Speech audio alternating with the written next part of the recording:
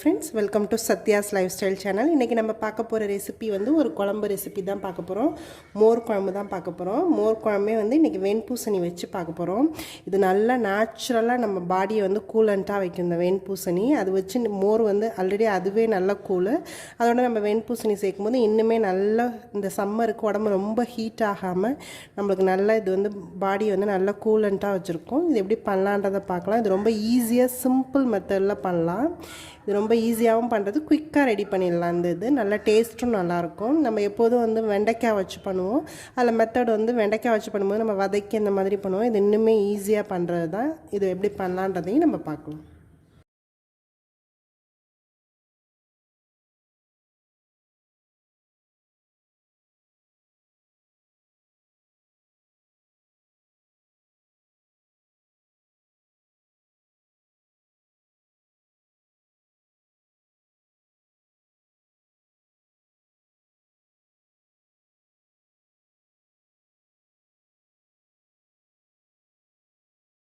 இந்த வெண்பூசணி மோர் குழம்புக்கு நான் வந்து மோரை நல்லா பீட் பண்ணி எடுத்து வச்சுருக்கேன். பூசணிக்காய் வந்து இந்த மாதிரி பீசஸாக கட் பண்ணி வச்சுருக்கேன். ஃபஸ்ட்டு வந்து நம்ம இந்த பூசணிக்காவை வேக வச்சு எடுத்துக்கலாம். ஃபஸ்ட்டு இந்த பூசணிக்காய் வேக வைக்கிறதுக்கு நான் வந்து கடாயில் கொஞ்சமாக தண்ணி நல்லா ஹீட் பண்ணியிருக்கேன். அதில் கொஞ்சமாக சால்ட் சேர்த்துக்கிறேன், மஞ்சத்தூள் கொஞ்சமாக சேர்த்துக்கிறேன். இந்த பூசணிக்காவை இதில் ஆட் பண்ணிக்கலாம். இது வந்து நல்லா வேகட்டும். இந்த பூசணிக்காய் நம்ம வந்து இதை க்ளோஸ் பண்ணி வச்சிடலாம்.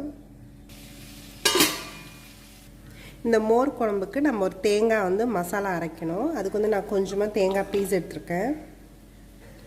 4 மிளகா ஆட் பண்ணிக்கிறேன், பச்சை மிளகாய். இது உங்களோட விஷ் தான். நீங்கள் எவ்வளோ காரம் வேணுமோ அதுக்கு தகுந்த அப்படியே ஆட் பண்ணிக்கலாம். நான் வந்து ஒரு 1/4 மூடிக்கிட்ட தேங்காய் எடுத்துருக்கேன். சீரகம் ஒரு டீஸ்பூன் எடுத்துக்கிறேன். இஞ்சி ஒரு துண்டு எடுத்துக்கிறேன். 1 ஸ்பூன் வந்து கடலைப்பருப்பு, ஒரு 1/4 ஸ்பூன் கிட்ட நான் வந்து பச்சரிசி ஊற வச்சு வச்சுருக்கேன்.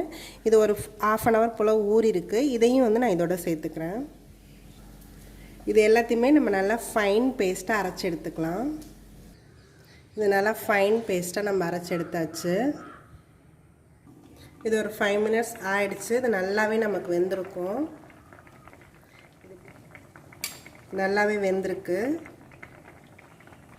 இப்போ வந்து நம்ம இந்த அரைச்சி வச்சுருந்த தேங்காவை வந்து இதில் ஆட் பண்ணிக்கலாம். இதை நல்லா மிக்ஸ் பண்ணிவிட்டு இது நல்லா பச்சை வாசனை போகணும் இந்த தேங்காய் மசாலாவில். ஏன்னா நம்ம பருப்பெல்லாம் போட்டு அரைச்சிருக்கோம்.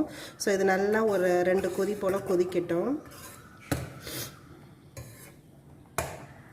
நான் வந்து சிம்மில் வச்சுட்டு தான் க்ளோஸ் பண்ண போகிறேன். ஏன்னா நம்ம பருப்பு அரிசியெல்லாம் அரைச்சி போட்டுக்கிறதுனால டக்குன்னு கீழே வந்து அடி பிடிக்கும். அதனால் மீடியம் ஹீட்லேயே வச்சிடலாம். இது ஒரு 5 minutes போல் நல்லா கொதிக்கட்டும். இது நல்லா 5 minutes ஆகிடுச்சு. பச்சை வாசனை எல்லாமே நல்லா போயிருக்கும்.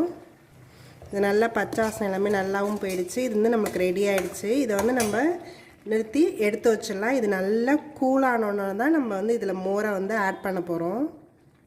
இந்த மோர் குழம்புக்கு நம்ம ஒரு தாளிப்பு ரெடி பண்ணிக்கலாம். நான் வந்து கொஞ்சமாக ஆயில் எடுத்துக்கிறேன். எண்ணெய் நல்லா ஹீட் ஆகிடுச்சு. நான் கடுகு உளுத்தம் பருப்பு போட்டுக்கிறேன். 2 வரமிளகா போட்டுக்கிறேன். கருவேப்பிலை போட்டுக்கிறேன். சின்ன வெங்காயம் கட் பண்ணி வச்சுருக்கேன், அதையும் ஆட் பண்ணிக்கிறேன். இந்த வெங்காயம் வந்து கொஞ்சம் நல்லா வதக்கிக்கலாம் நம்ம. ஏன்னா டேரெக்டாக அப்படியே சேர்க்க போகிறோம். ஸோ நல்லா வெங்காயத்தை வதக்கிட்டு தான் இதில் சேர்க்க போகிறோம். கொஞ்சமாக பெருங்காயம் ஆட் பண்ணிக்கிறேன். இந்த வெங்காயம் நல்லா கொஞ்சம் லைட்டாக ப்ரௌனாகவே ஆகிடுச்சு. இது போதும், நம்மளுக்கு இதை நிறுத்திக்கலாம். நம்ம இந்த வதக்கி வச்ச வெங்காயம் எல்லாத்தையும் இதில் நம்ம ஆட் பண்ணிக்கலாம். தாளிச்சதை இந்த சம்மருக்கு நல்லா ரொம்ப ஹாட்டாக இருக்கிறதுக்கு இந்த நல்லா நீர்க்காய் இதெல்லாம் நம்ம எடுத்துக்கலாம். நான் வந்து வெள்ளை பூசணி போட்டு பண்ணியிருக்கேன். நீங்கள் இதே மாதிரி மெத்தட்லேயே வெள்ளரிக்காய் வச்சும் பண்ணலாம், அதுவும் நல்லாயிருக்கும் டேஸ்ட்டு. இது நல்லா கூல் ஆகிடுச்சு. இப்போ வந்து நம்ம இந்த கடைஞ்சி வச்சுருக்க மோரை வந்து இதில் ஆட் பண்ணிக்கலாம்.